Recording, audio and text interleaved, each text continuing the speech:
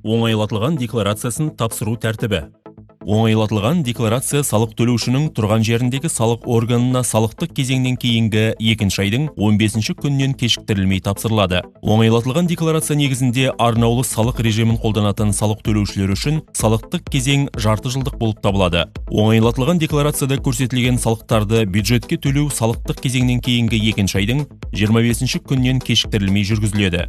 Салықтық есептілік тиісті салық органдарына таңдауы бойынша әкелу тәртібімен қағаз жеткізгіште, оның ішінде азаматтарға арналған үкімет мемлекеттік корпорациясы арқылы, хабарламасы бар тапсырыс хатпен пошта арқылы, қағаз жеткізгіште және ақпаратты компьютерлік өңдеуге жол беретін электрондық нысанда ұсынылады. Салықтық есептілік келу тәртібімен қағаз жеткізгіште ұсынылған жағдайда 2 дана етіп ұсынылады. Бір данасы салық органының белгісі қойылып салық төлеушіге, салық агентіне қайтарылады. Электрондық нысанда ұсынған кезде, жүйеде қабылданған кезден бастап бір жұмыс күннен кешіктірілмейтін мерзімде салық төлеушіге, салық агентіне электрондық хабарлама жіберіледі.